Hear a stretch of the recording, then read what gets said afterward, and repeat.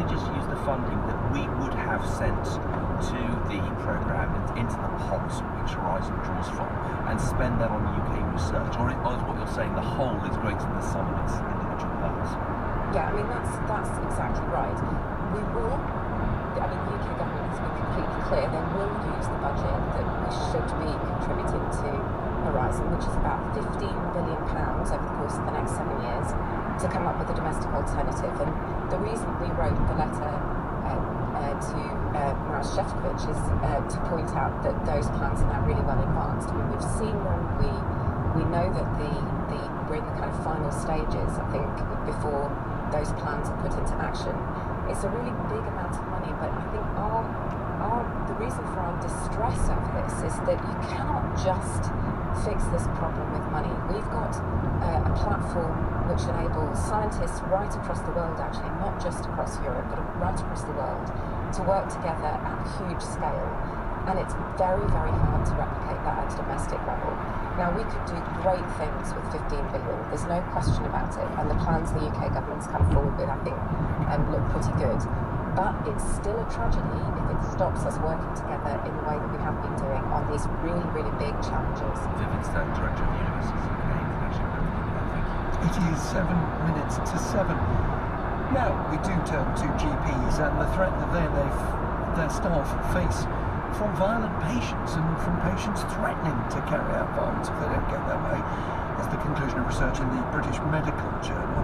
We can join the GP in Fleetwood, I mentioned a minute or two ago, Dr. Adam Janjua. Morning to you, Dr. Janjua. Morning. Have you faced these sorts of threats, the sort of violence that's set out in this report? Sadly, I have, Nick. I've been a GP now for 13 years and worked in the NHS for 17, and I've never seen a situation like this before. It's unprecedented. What sort of things do you face? Well, we face a myriad of things. Threats of violence.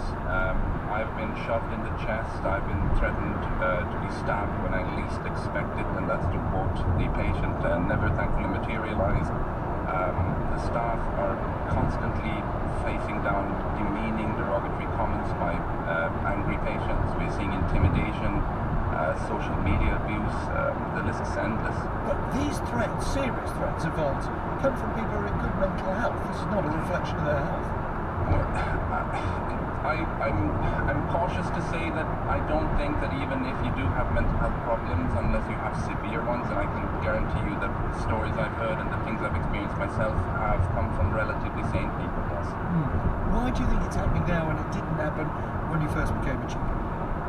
There's a certain level of frustration. I think the politics in the country, the politics of the world, the state of the NHS at the moment, years of underfunding, workforce planning hasn't necessarily happened the way we would have wanted it. There are less GPs, less staff, more pressures. People are feeling frustrated. Do you think that means that patients have unrealistic expectations about what staff can do for them? I think as a country we need to be having a conversation about what the NHS can deliver versus what people think that they should be getting. When something is free, people take it for granted, and the limits are endless in people's minds, but I don't think that that's the reality.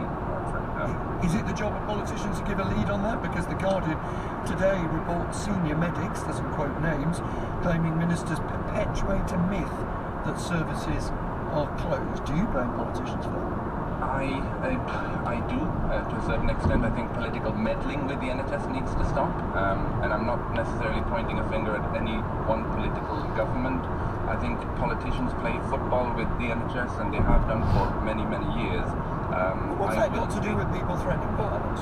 Well, the escalation that I noticed personally started to get worse in May 2021 when there was a letter leaked to the press from the government saying that they were ordering GP surgeries to see patients face to face, which implied that we weren't during the pandemic, which is the furthest from the truth. So it's not the political debate that harms you, it is the suggestion that you're being lazy or closing your doors. Well, yes, I think that is the narrative that's being portrayed in the media, and I think we make for good villains whilst the NHS is down on its knees, but I don't think that's the smartest strategy to play, especially when the future of the NHS is at risk. Dr. Adam Janjua, thanks for joining us. We've 3 seen minutes to 7. Let's get some weather with Darren Bett. Hello again, Darren. Hello there, Simon. Good morning. We've got a mixture of sunshine and showers to come today. Fewer showers, I think, than we've seen over the last 2 days. A bit more sunshine should mean the temperatures are going to be a little higher. But as we head into the Jubilee holiday, there will be the risk of further showers, which could be heavy and thundery, but there'll be some sunshine again. And it should be turning a bit warmer still. Now, we start this morning with the odd shower in Scotland. We've also got some thicker cloud and some patchy rain in Wales heading into the Midlands.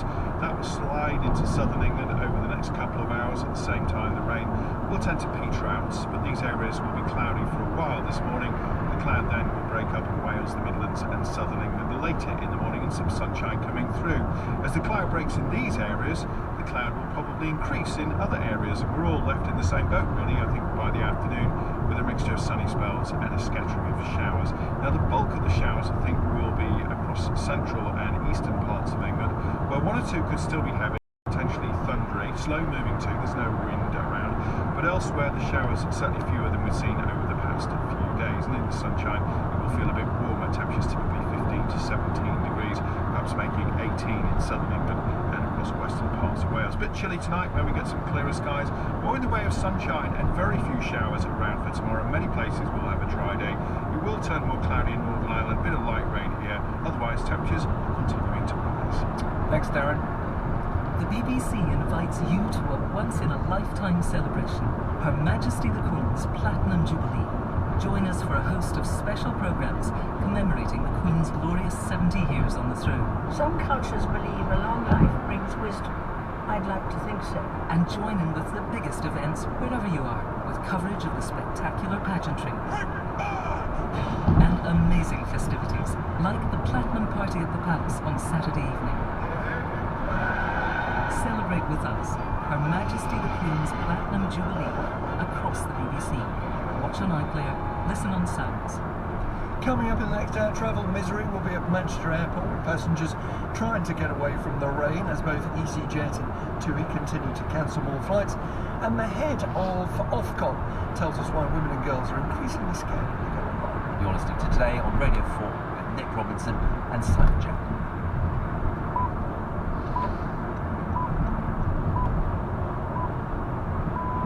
It's 7 o'clock on Wednesday, the 1st of June. The headlines this morning. The government has denied that the Prime Minister's Standards Advisor is resigning after he raised fresh questions about Boris Johnson's Partygate fine. A study suggests that violent incidents at GP surgeries reported by the police have nearly doubled in 5 years. And the Archbishop of Canterbury has said that Prince Andrew is seeking to make amends whilst urging the nation to be more forgiving. BBC News is read by Charles Carroll. Boris Johnson has again been forced to defend his behaviour during lockdown after his ethics advisor said his fine for attending a party in Downing Street raised a legitimate question about whether he had breached the ministerial code, traditionally something seen as a resigning matter. Lord Geidt also said the Prime Minister had not acted on his advice to explain in public why he thought he'd kept within the rules for ministers. Mr Johnson insisted that there had been no breach of the code, as he had not intended to break the law. More from our political correspondent, David Wallace-Lockhart. In his annual report, Lord Geidt says it's a legitimate question to ask if Boris Johnson getting fined by the police means he's broken the ministerial code. The rule book says ministers must comply with the law. Despite some critical language in Lord Geidt's report, the Cabinet Office is stressing that he's not resigning, but a Downing Street source would not deny reports in the Times that Lord Geidt threatened to quit yesterday unless Boris Johnson publicly explained his conduct. The Prime Minister did publish a letter in which he denied breaching the code, insisting there was no intent to break the rules. He went on to stress that he'd apologised. Lord Geidt also like saying I've been caught doing 40 to 30 minutes, but I didn't intend to do it, therefore I shouldn't address this very issue in the wake of his fine. He was assured this was conveyed to Boris Johnson. In his reply, Mr Johnson says there may have been a failure of communication between their offices. This is the latest development raising questions about Boris Johnson's conduct at a time when almost 30 of his own MPs have publicly called on him to go. Research by the British Medical Journal suggests violent incidents recorded by police at GP surgeries and health centres have almost doubled in 5 years. The Doctors' Union, the British Medical Association, said it was unacceptable that GPs were at risk of physical and verbal abuse. Health editor Hugh Penn reports. The British Medical Journal said around 70% of the UK's police forces had responded to Freedom of Information requests on recorded crimes at general practice sites over the last 5 years. The figure showed a near doubling of incidents of violence over that time to more than 1,000 in the last year, and up over 200 on the previous year. Within this number were more than 182 assaults resulting in injury last year, the highest for 5 years. There was also a large increase in malicious communications, including letters and emails. One GP in Fleetwood, Lancashire, said he'd received a stabbing threat and staff were getting a lot of abuse over the phone. The British Medical Association said the figures were alarming and it was important that GPs and their staff didn't bear the brunt of wider NHS pressures from patients who felt the need to vent their frustrations. Lambeth Palace has clarified remarks by the Archbishop of Canterbury in an interview with ITV News, in which he praised Prince Andrew for seeking to make amends and highlighted the importance of forgiveness. The spokesman for Justin Welby said he hadn't been referring specifically to the Prince when he said society must become more open and forgiving. Here's our religion editor, Pauline McGraw. The Archbishop of Canterbury said the Queen had been entitled to have Prince Andrew beside her at the recent Thanksgiving. And now let's take a look at Ken's travel news. There's one lane closed and it's heavy on the M20 heading coastbound between Junction 8 for Leeds Castle and Junction 9 for Ashford, and that's because of an overturned lorry there. And there are 2 lanes closed on the M25 Dartford tunnel going anti-clockwise between Junction 1A and Junction 31 for Lakeside turning. And Milton Road is closed from Queen Street to Edwin Street in Gravesend, and that's because of emergency repairs. And in St Mary's Bay there are temporary lights on the A259 Church Road around Taylor's Lane, and that's because of electricity work. And on South Eastern there may be some delays after services were being held between Ashford International and Canterbury West, and that's due to emergency services dealing with an incident. And don't forget that there could be some cancellations at Gatwick Airport, so please check your flight status before travelling to the airport. And that's your travel news. I'll have more in half an hour. Thanks, Chris. The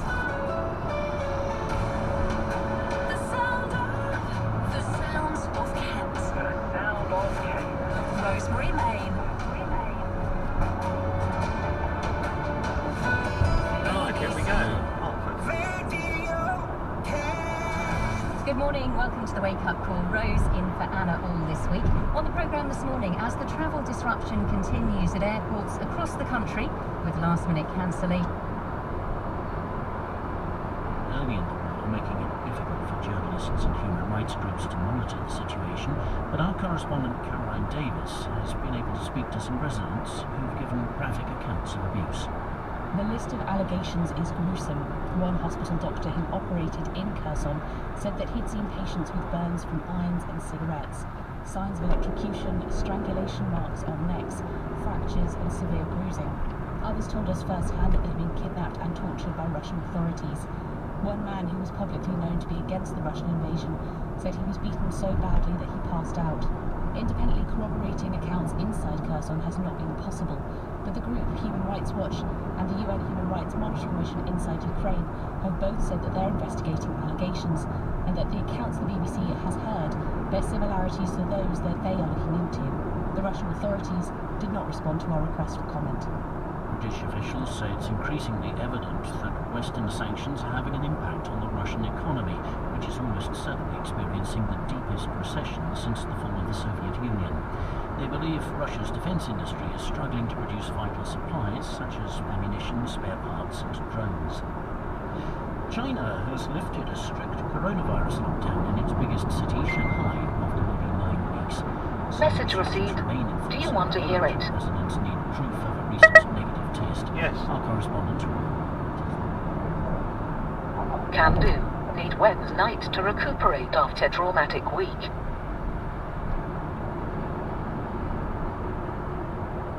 What's that? It's an SMS. Black sheep to me for wavelengths.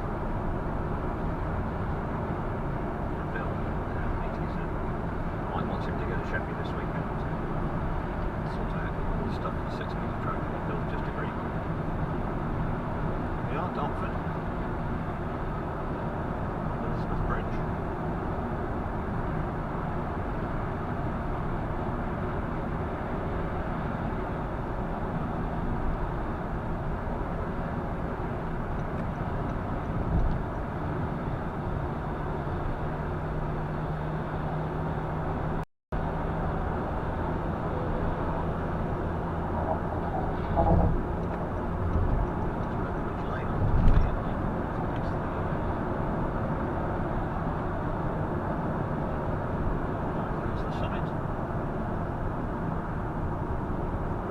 city.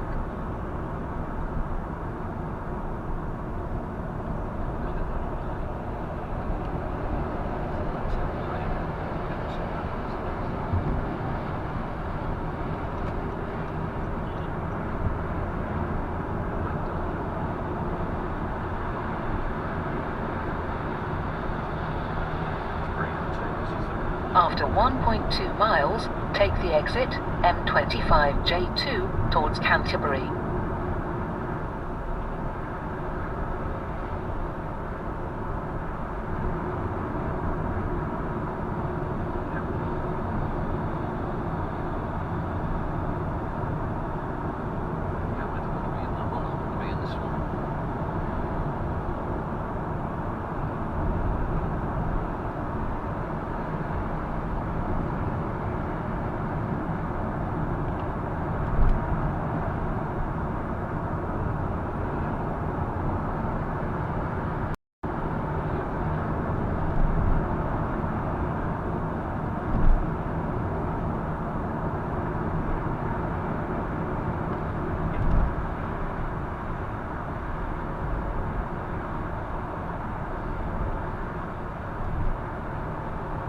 After 800 yards, take the exit M25 J2 towards Canterbury.